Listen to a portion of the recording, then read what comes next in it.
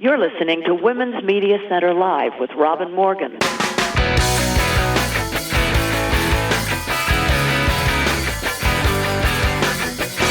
Welcome to Women's Media Center Live. I'm Robin Morgan, and I am still unable to fully shake the tenacious cold I had last week. Granted, it sounds much worse than it is, but that's small comfort since I sound like the rasping child of Bob Dylan and Chewbacca. Nevertheless, intrepidly enough, we have an impressive show for you this week. Virtually, the entire program will be given over to one of the oldest forms of racism on the planet, antisemitism. My special guest for the conversation is Tova Friedman, a Polish-American Holocaust survivor of Auschwitz. There aren't many of those. And the author of Daughter of Auschwitz, My Story of Resilience, Survival, and Hope. Oddly enough, the book is a story of hope. Tova was one of the very few children to survive the Holocaust or the camps, and her book is a detailed depiction of that experience when she was only 4, 5, and 6 years old. It's a harrowing, to say the least, story, but it's one we need to hear, especially today when antisemitism, along with other forms of racism, sexism, and a general vitriol in public discourse, including among and between our politicians, is again on the rise. We need to know. But before we meet Tova, we also need to go inside the headlines.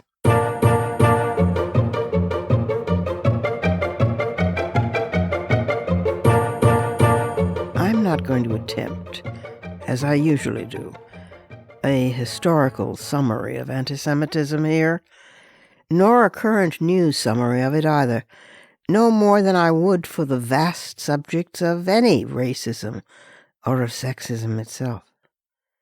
We know the histories, and if we don't, then we must ask why we don't. These seizures, these periodic spasms of humanity, these seismic shudders are always there, trembling under our feet, ready to erupt, fault lines just waiting, none of them in the past. As Faulkner knew, the past is never dead. It's not even past. And where would we start, anyway? And where would we stop? Yes, this is particularly poignant regarding the Holocaust, called by Jews the Shoah, the cataclysm, the catastrophe. Because in this case, most of the direct victims have died or are elderly, so there will soon be no one living who has escaped to tell, only the records themselves. So there is this heart-fracturing plea of those remaining, hear me, see me, notice me, remember me, remember. Yet how is that different from the same cries made by those suffering the same bigotry and hatred today? Hear me, notice me, remember. Or have we failed to connect the dots between Holocaust deniers and climate change deniers and now election results deniers? Have we failed to recognize the direct line between the blood libel and the hailstorm of lies today? Can't we understand that the little boy gazing directly into the camera in that old newsreel at his Nazi torturers and saying, "You won't be forgiven, not any of you, not ever," is the same child as the little girl stark naked, her body aflame with napalm, running arms spread wide down the Vietnamese street? In 2020, the Southern Poverty Law Center first began designating hate groups under antisemitism as a subcategory within their general hate category. Due to the number of active anti-Semitic groups, the distinctiveness of their ideology, and the virtual omnipresence of antisemitism across the far right, 2021 became the first year that those groups are being featured as a stand-alone ideology. And they've stayed that way. Moreover, antisemitism reached far beyond the confines of hate group membership in 2021. As the backbone of many political, social, and public health-related conspiracy theories, early reports on anti-Semitic hate crimes across the country ran high. Similarly, a recent study from the Center to Counter Digital Hate found that social media platforms failed to act on 84% of anti-Semitic posts that were flagged via the company's own user reporting tools. Throughout 2021, prominent figures on the right, like Marjorie Taylor Greene and Tucker Carlson, have compared COVID mask mandates to the Holocaust and the COVID-19 vaccine to, quote, Nazi experiments, close quote. In recent years, antisemitism has led to a deadly shooting at a Jewish market in Jersey City, New Jersey, and a hostage-taking at a synagogue in Colleyville, Texas. In the January 6th attack on the Capitol, which was incited by Trump's unfounded claims of election fraud, numerous anti-Semitic slogans were on display.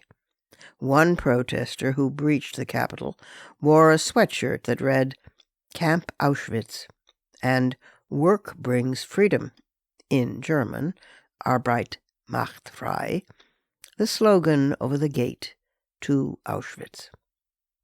Another rioter was seen wearing a shirt emblazoned with 6MWE,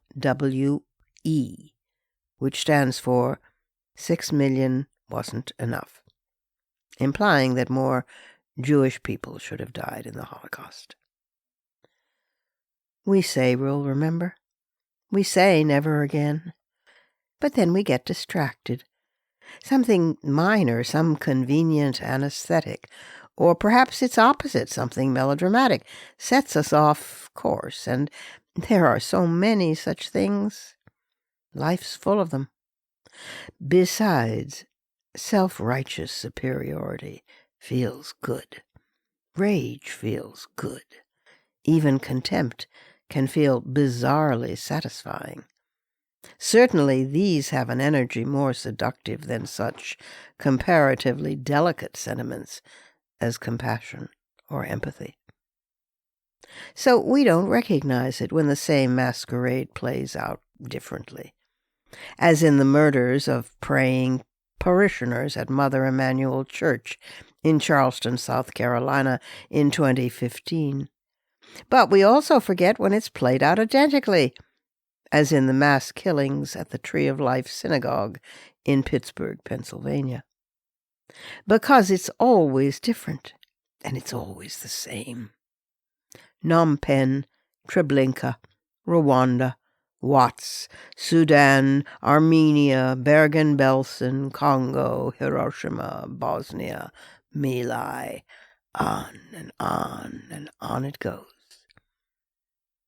The American left far too often divides itself into two lazy categories. Unthinking loyalty toward whatever the Israeli government may do simply because, well, after all, it's Israel, it's our friend. And the other stance, perilously close to anti-Semitism, because that promised land is not living up to its promises.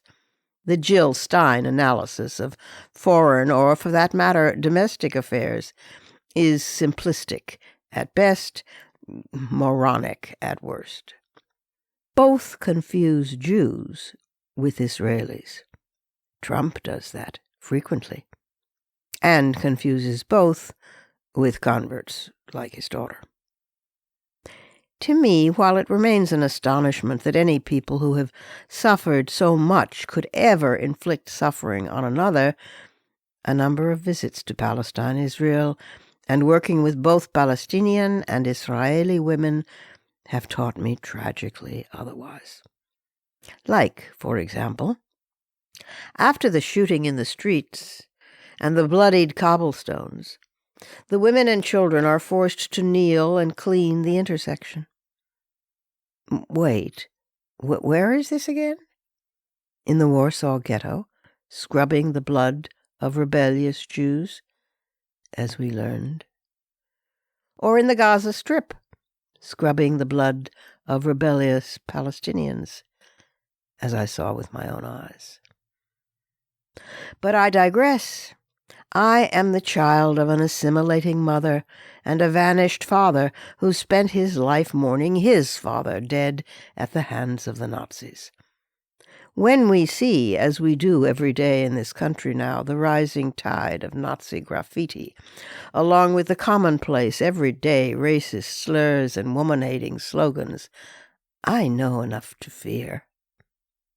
I do study history, so I know if we are doomed to repeat it, and the reassurance for which we have fallen in the last 6 or 7 years, reassurance from political leaders on the right, and even some on the left, does not reassure me. On the contrary, they seem eerily reminiscent, or prescient, of the hopes fostered in the hearts of those clutching their little bars of soap for showering en route to the gas chambers. Si puede. Yes, we can. Keep hope alive. This is still the United States of America, for all its faults and its imperfect union. What have you not done that, after the midterm elections, you might find yourself desperately wishing you had? Do it now, so you won't have to regret it.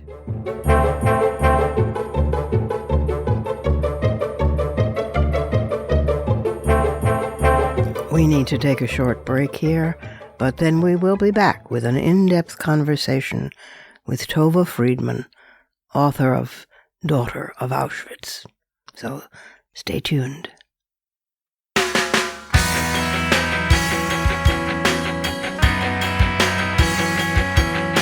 Subscribe to this program on your favorite podcast platform and leave us a review. Follow us on Twitter at WMC Live, like our Facebook page at facebook.com/WMC Live, and visit us at WMCLive.com for more information about our show and our guests. You're listening to Women's Media Center Live with Robin Morgan.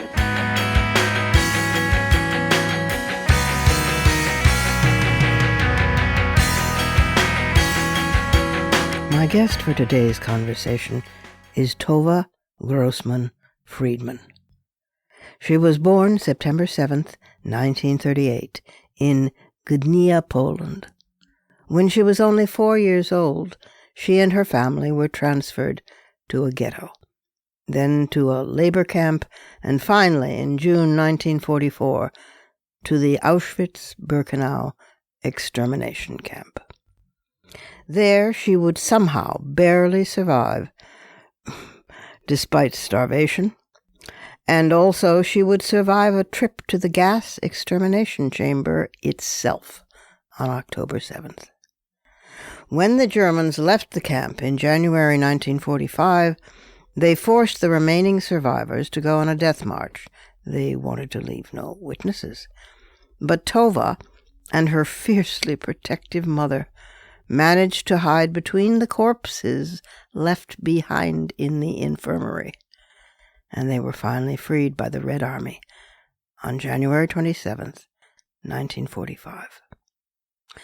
Miraculously reunited with her father, who had been at Dachau, the family returned to Poland to find most of their relatives slaughtered. After immigrating to the United States in 1950, Tova received a degree in psychology from Brooklyn College, a Master of Arts in Black Literature from the City College of New York, and a Master of Arts in Social Work from Rutgers University. She went on to marry, to have 4 children, to live in Israel for some time, and to teach at the Hebrew University in Jerusalem, and to spend more than 20 years working as a therapist, and then immigrated now to the United States, where she lives now in her 80s and sharp as ever. Here is Tova Friedman. Welcome, welcome, welcome, Tova Friedman, to Women's Media Center Live. It's an honor to have you here. You've written this extraordinary book, The Daughter of Auschwitz, my story of resilience, survival, and hope. I don't quite know how you managed to get to the survival and hope, but it's extraordinary. You wrote it with Malcolm Brabant, and Right. he is an award-winning British former war correspondent, and he was a foreign correspondent for PBS, and he witnessed genocide in Bosnia, so he was uniquely equipped, perhaps, to take on this remarkable book. Now, I want to talk about your specific experiences, because you were a teeny tiny.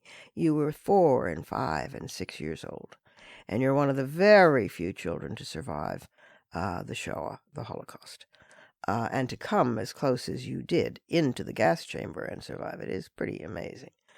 So I want to talk about those experiences, and then I also want to talk about the rising tide of racism in general and antisemitism in particular in the United States today, and get your thoughts on that. Is that okay? Absolutely. And I'm very grateful that you are talking to me and including me in your podcast, because I do have a lot to say, and I'm very happy to share it with your audience.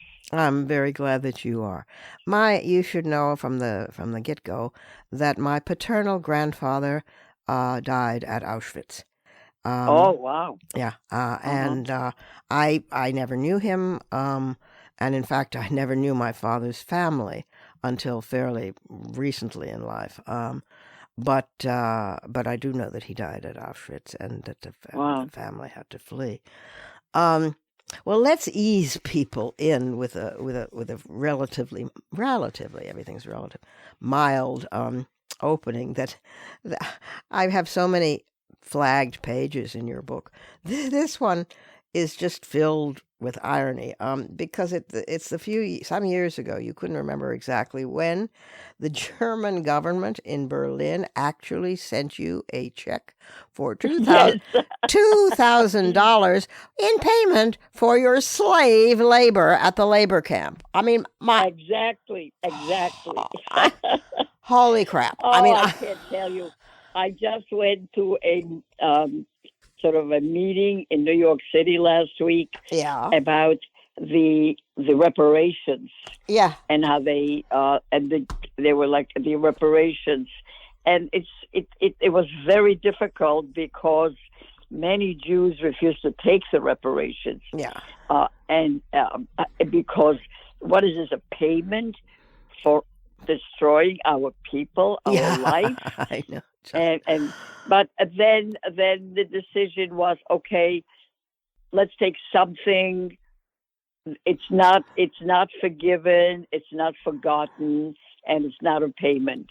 It's just something, and a lot of people benefited by it, especially Israel, which was good. And when I got this check, I well, it's just I remember it so well. Your jaw hangs down. You don't know what to do. It's amazing. Exactly. This was from the labor camp, which I can't quite pronounce. It's This was from the labor camp. Starakovitz, is that it? No. Wait a minute. This was before. Oh. It was from the ghetto in Tomasz Mazowiecki. I see. because the work that we did, the labor camp children didn't work because it was in a factory, a munition factory. But here, the women, myself and my mother and other women, and would work with the clothing Yeah. that was taken away from the victims. Yeah. Oh, and there's this. And they were recycled. Right. That there's this terror, but they were recycled to Germans mostly. Right. I mean, there's this touching little moment where, as a little girl, without wearing rags, you come across a sweater that you really love, and you want it so badly, and your mother, your incredible mother who helps keep you alive, your mother says, no, you mustn't, because that belonged to another child. And so you learn both morals and not to covet at the same time. But it's just, because you don't know. You're a little girl. You're 4 years old. What do you know? Oh, well, I know a lot because I see kids dying. Well, yeah, you were a very sophisticated 4-year-old. Right. Tell the story about the making of, it's the making of matzahs. This was in a camp where a woman made a makeshift stove and found some water and found the matzahs. Yes. Yeah, and tell that whole story. Yes, that was in labor camps. That was in Starchowitz. Mm-hmm. Our parents were working. We never hardly saw them. They left early in the morning by trucks and came back very late at night. And the kids, there weren't too many, by the way, because most of them have already been murdered on the way. So those that were left for all kinds of reasons, we were just roaming the streets and so forth. And then one day this woman, now every so often a woman was left not to go to work for all kinds of reasons. Uh-huh. And she called us, and she made a makeshift stove, like a, what do you call it? You said 2 bricks and a piece of tin. But the top was made of tin or something. Some kind of thin. What is it? That does aluminum or tin or something like that. Aluminum, something. Yeah. Yeah. Would you believe it? I'm thinking in Yiddish right now. In Yiddish, it's called a blech, which is like a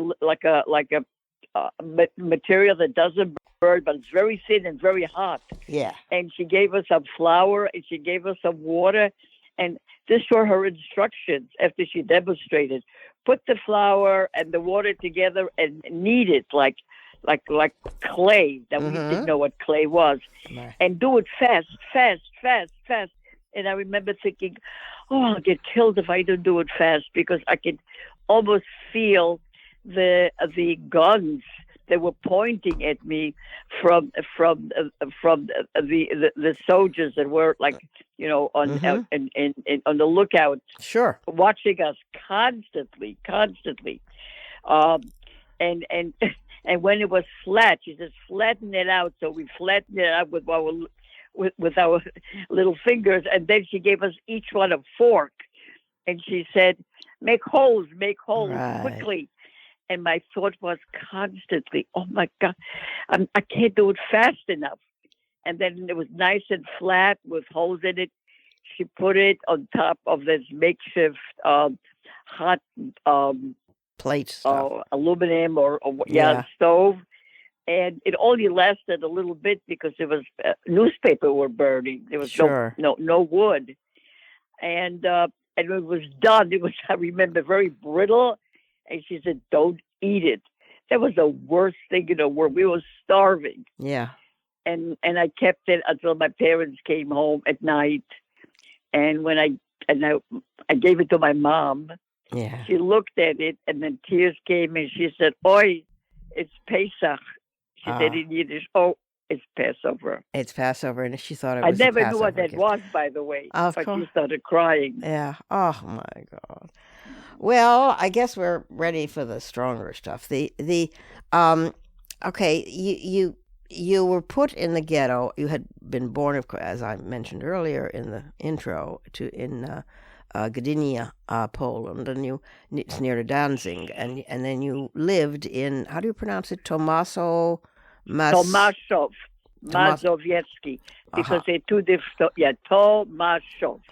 in Mazowiecki in Poland, and you Right. did. But then 5,000 Jews were forced to live in a ghetto, formed by 6 4-story buildings in terrible conditions. And then you were schlepped after much terror. Oh, there were more than 5,000 Jews there. There were 15 maybe. No, they came. You know what they did? They took the Jews from the ghetto, but then other towns I see. Were also emptied and sent to our ghetto.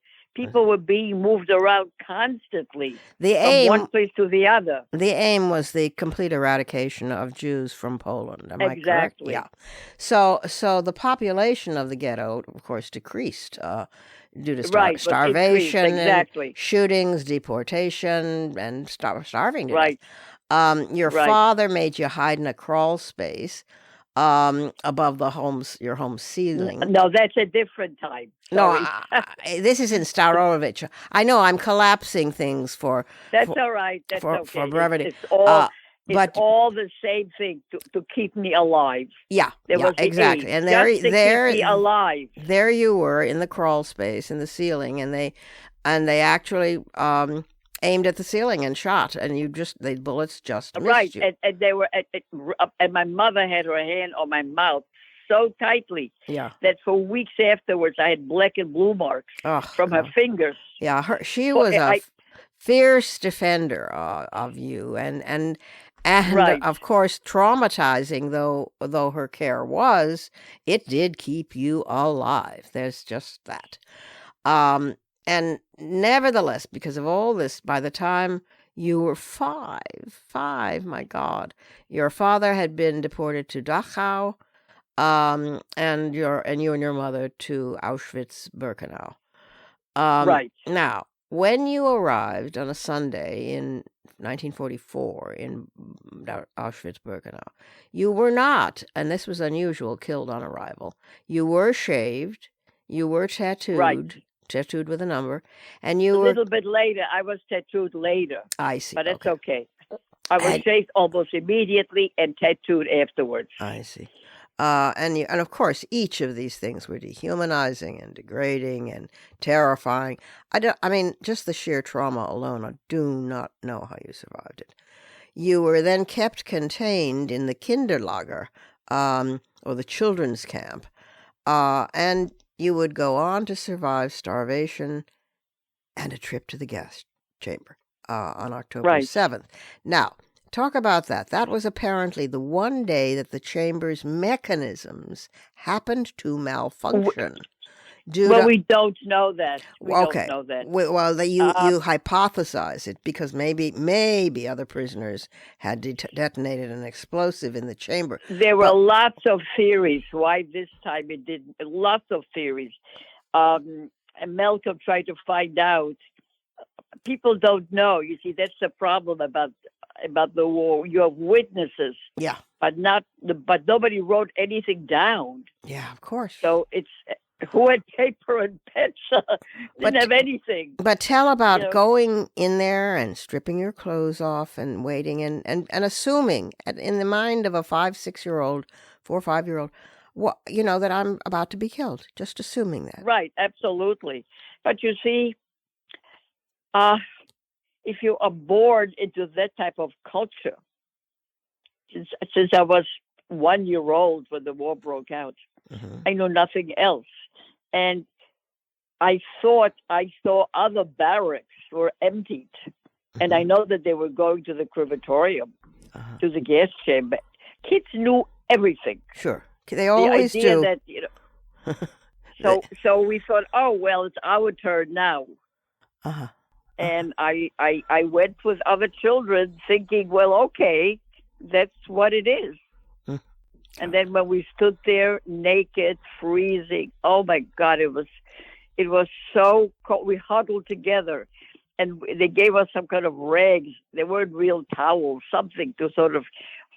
They were threadbare to cover us up, but they were really and completely ineffective. And then they told us to make sure to find where we hang our clothes, whatever we had, some rags, because we'll come back. Mm-hmm. and we can find it. So here it was. I knew that if I went through that particular door that had like a round window, Yeah. I saw the door, I'd never come out. On the other hand, I made sure that I find my shoes again, just in case. Do you know what I mean? Yeah. The kind of crazy thinking. Yeah. Well, it's counterintuitive, but it's real. It's absolutely real. It's a contradiction in itself, but it is real Right. because there's the hope and the knowledge of despair are absolutely neck and neck. And that's something I do want to return to in just a moment. The extraordinary, meticulous care with which the Nazis took that people not lose hope. They told you to remember where your stuff is, remember so you can come back to it. They fed you on occasion just to surprise you. They Right. they gave people bars of soap when they went into the gas chambers to make them think that there were showers. Why give that attention to detail when you're going to, massacre people? Well, possibly because there's more of them than there are of you, Nazis. But in any event, it is the most demonic of strategies, and I It's a type of control. yeah. You see, one of the things they had to do was control the masses. Mm-hmm. And if there was panic, then you'd never know what would happen. It was self-protection. Right, if you told the person, "Oh, you're only going for a shower," I mean, but a person hoped. But they had all the guns. They had the machine guns. They had the dogs. They had the soldiers. My God. Well, let me just finish with this, and then let's talk about this.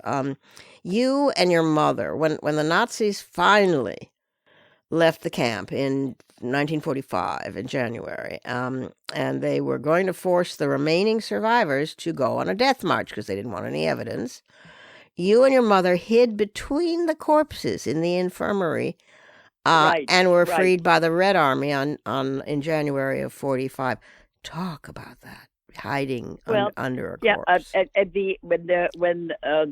the Germans knew that the Allies are on their way, they sort of panicked, and there was less discipline, and they just started rounding up everybody they could see. Yeah, anybody to go on this march in order not to leave any witnesses. See, another crazy thing, Hitler had this order: leave no witnesses. But Auschwitz was full of witnesses. Of course, the corpses lying around who weren't burned yet, sick people in infirmaries. Yeah, I mean, they were. The whole place was a witness, right? And yet they were saying no witnesses. And there were all of Mengelé's victims as well. Of course, all the victims and all the barracks that couldn't move. So my mother had the opportunity, since there was real chaos at the very end, that she snuck into my barrack and took me with her. And she said to me, I can't possibly take this. I can't go on this march. She looked terrible. She said, let's try to hide here and die here if we have to. And that's how she found the infirmary and found a body.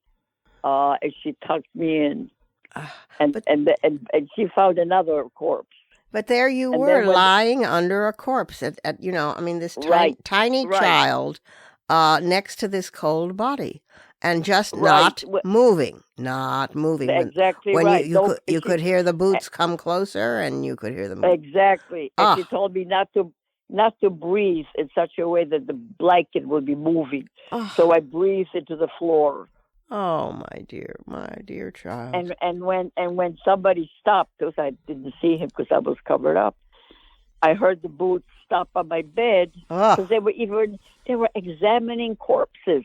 I mean, there was the end of it was just surreal. Yeah, of course. So they were getting corpses or people who were almost corpses to get out of bed. I could hear it. Yeah, yeah. They were dragging people out of bed, and I heard screaming and yelling. I didn't move, of course.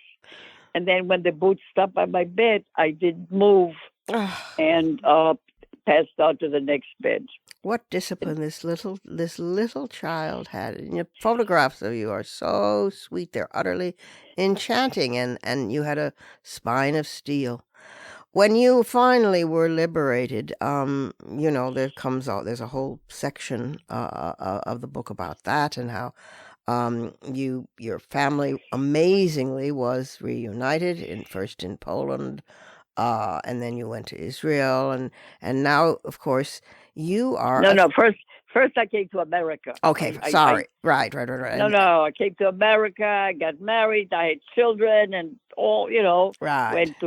Was educated, and then we decided we'd like to go and live in Israel. And now you're back in the States. And right, exactly. So I want to know, from your hard-earned wisdom, what are we doing here? Because we have seen, not exclusively, but largely, since Trump came to power, since he came down that damned escalator, we have seen the emergence of such toxicity in this country, going straight through to the, was it in 2017, I think, the Charlottesville, Virginia, blood and soil, the Nazi mantra, and the march that said Jews will not replace us, the racism, the sexism, the utter and total bigotry let loose on this country, the virulence, and the unwillingness to stop it on the part of an entire political party, which used to be a decent political party once upon a time. What do you think about that? Because, you write about the night when Birkenau glowed every shade of red, when it finally was in flame. How do we get to that point? I mean, you are a therapist now, which is itself amazing that you turned this trauma into health and help other people.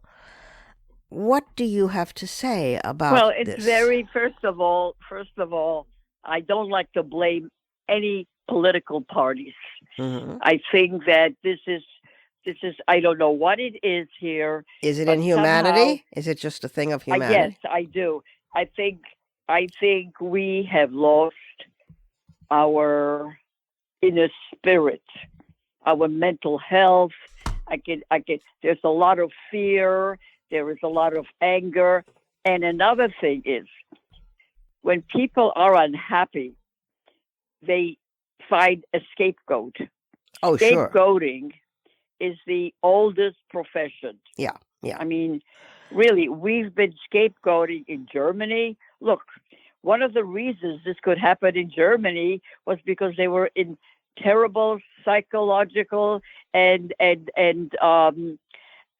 financial situations between the wars. And they thought they need an answer. Uh-huh. And the answer is not within. The answer is somewhere out there. Yeah. Which is what many people do who come to me for counseling.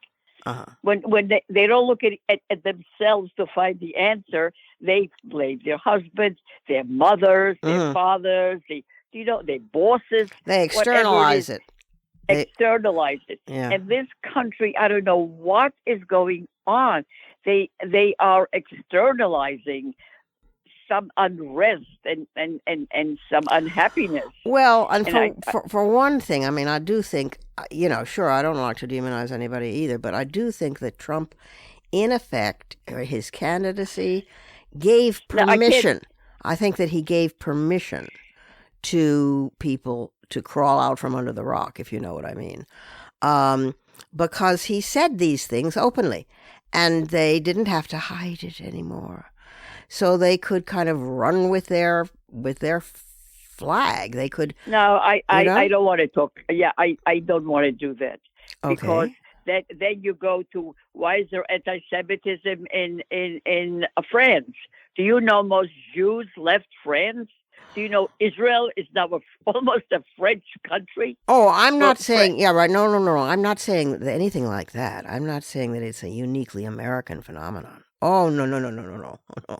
I must have misspoke, or you misunderstood. I am saying, what do we do about it? How do we address this Well, lack? I would like to talk about that rather than blame again, because we're scapegoating. All Oh, right. it's Trump. Oh, it's the Republicans. Oh, it's this. No. All right. What do you suggest? Well, first of all, I talk a lot. People like me, and other people who have experienced other atrocities in different part of the world, Of course. not necessarily the Holocaust. In Africa, I think that people have to realize the end result of what goes on. If this hatred and the scapegoating and the blaming will continue, and if you don't stop it, it seems to be contagious. It is. Like, oh, it is, isn't it? It's like, oh well. They can do it, so why shouldn't I? Yeah. Yeah. You know why I don't? Do you know why the stock market isn't doing well, or do you know why I lost my job? Nothing to do with me. It's blah blah blah blah. Whatever Right. it is, and external. If we don't stop it, we can, and we'll never will. Well, the the question. I don't think the Holocaust can happen again like this, but it will ruin generations of lives. Yeah, and in so many different ways, other atrocities have happened. I mean, it's the same plot. Unfortunately, the cassettes change, the costumes change, the victims change, but the plot remains tediously the same. Right. And and I don't know how we look this time around. Well, we've been wiser in showing, the Vietnam War, for example, ended when they began to show photographs on the evening news of the slaughter that was taking place and the soldiers who were dying and the civilians who were dying. So the more people actually see the results of this, the better it is. But I Tova, agree. But the problem is that now we have all of these other means. We have the internet. My God, we have a world culture of information so that people can see it and they just lie about it, or they ignore it, or they say, well, it's not real. No, I'll tell you what it is. Yeah. Every weapon has two sides to it. It can protect or it can kill. Every weapon. Yeah. Now, what if it's a knife or a gun or anything, right? The internet can be a blessing or a curse. Yeah. It's exactly true. It can be, the internet can save people, and like I don't know if you're on the internet or people like you, okay, who is teaching and talking and making people aware. You couldn't have done it years ago without the internet. That's one thing. But it's also an instrument of hatred. By the way, I'm not on it.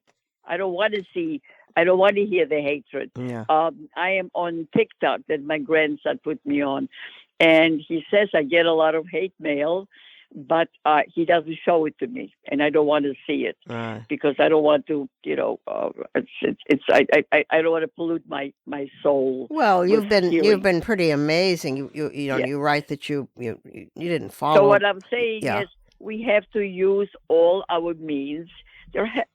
In every society, there's a lot of very, very good people. Very, very good people. And these people have to make a terrific effort.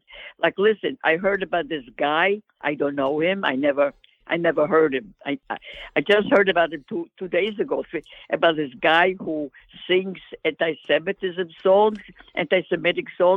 I don't know who he is, and I never heard a song. But I would just stop listening to anything he has. Good people have to do that. Well, good They have people to- do, but then there's a whole lot of Good. people who follow them, from I know. politicians to sports stars to rappers to, I mean, they follow them very gladly. I mean, we have people running for office, major office in this country, who won't denounce anti-Semitism, who won't denounce racism, who won't denounce sexism, who just, twiddle their thumbs or even laugh at it. So that's a problem. You know what? What? I want to tell you something. Yeah. One thing that saved us, saved me or other people in the Holocaust, where we can function afterwards, Right, and rebuild, is hope. Mm. If you give that up, you just shut the doors and stay home, right, until you die or something. right. I still feel that there are people around, not many, but they can be very loud to combat all that stuff. I mean, I speak to if I know anybody who's a Holocaust survivor, not many people, I said, please go out and talk. Please tell people the dangers of the hatred that's around. I mean, I wish I could meet some of those anti-Semites. I don't know any personally, by the way. I'm protected where I live, so Yeah. I don't know really. But I would like to confront them and talk to them. I know a very brave. What will it do? I know a very brave woman who is an artist and a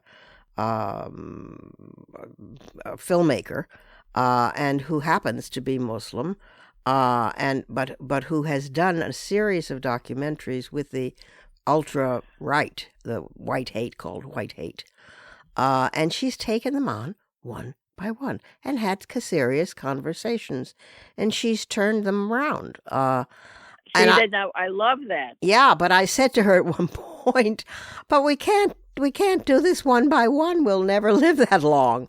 And she said, no choice. That's exactly what she said. That's exactly what she said. Oh, we Tova. have no choice. Tova.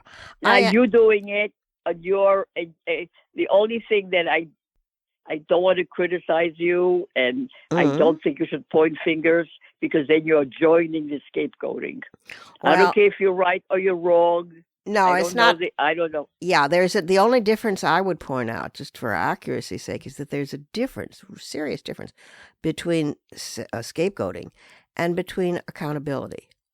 And I do believe in personal responsibility, in morality, in taking responsibility for what one has done or said, and that I don't think is scapegoating. Okay. Well, it's also interpretation. Okay. You know politics. All right. Listen. I never get involved in politics, or in any left, right, middle. It's all interpretation. Right now, there's a whole thing going on in Israel, who's going to win and how their coalition. It's all interpretation. I don't want to be part of this stuff. Well, in a sense, I don't blame you. In another sense, Tova, I got to tell you, I got to break it to you. You are profoundly political in that you have survived the Shoah. And you are a testament to the human spirit, to the female spirit, and to just being alive and to hope. And I am enormously grateful to you for that survival and for your writing this book, which I want to remind people is called The Daughter of Auschwitz, My Story of Resilience, and it was, Survival, and it was, and Hope, by Tova Friedman and Malcolm Brabant. Thank you so much for being with us today. Thank you very, very much for having me. We need more people like you. See, you're one person, and yet you reach out to so many. Well, I'm privileged to be in a position to do that with your help. Thank you so much. Thank you very much. We have to take one more break, but don't go anywhere, because I will be right back with some fighting words.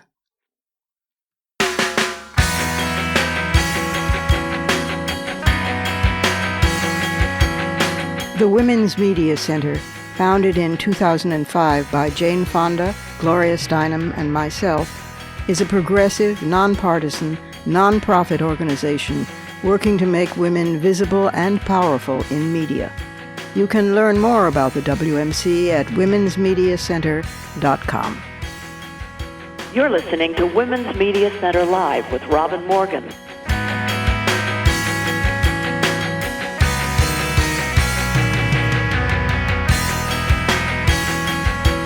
Here's a little thought experiment. And thought experiment can be fighting words.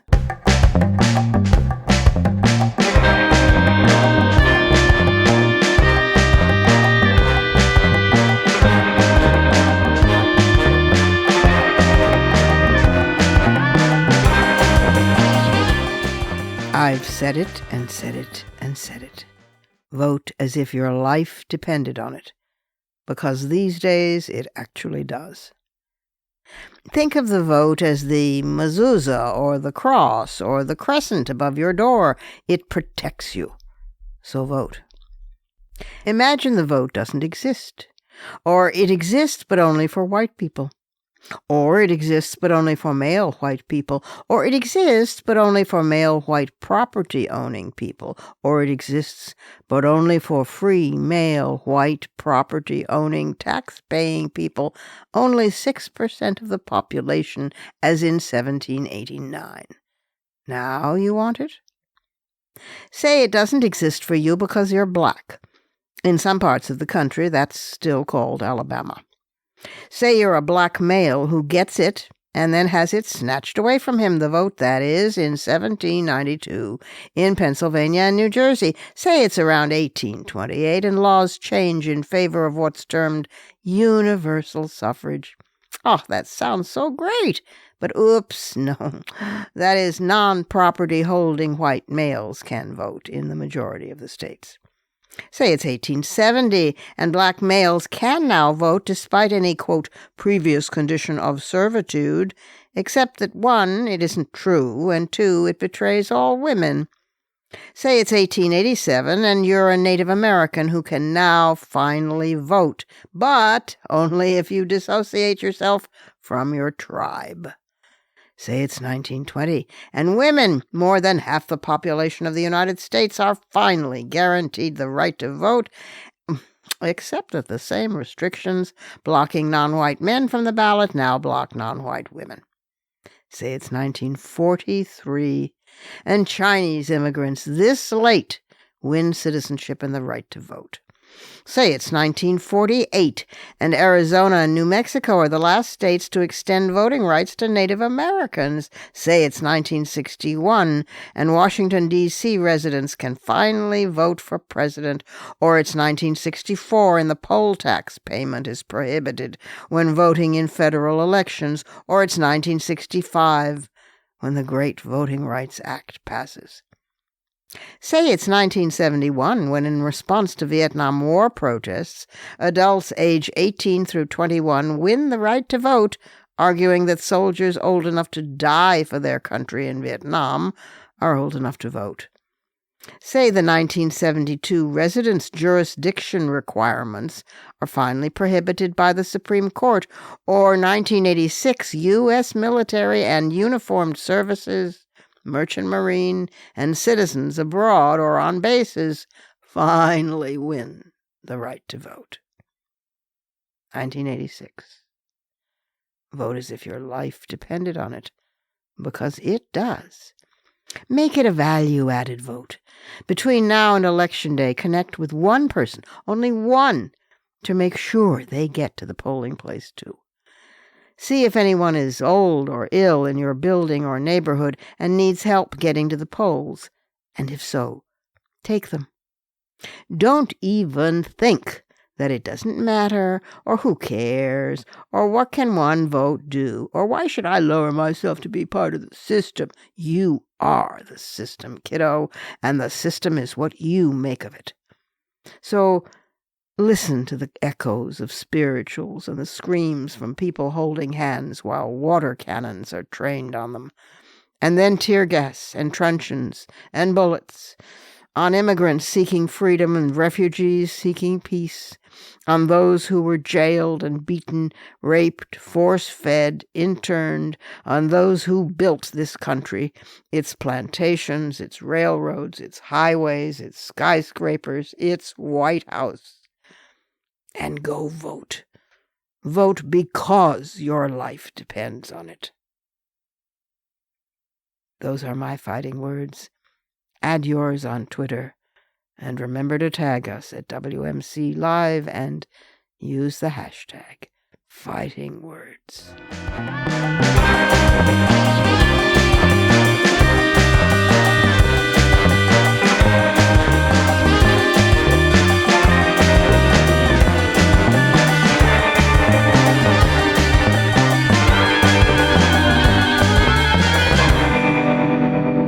And that's our show for this week.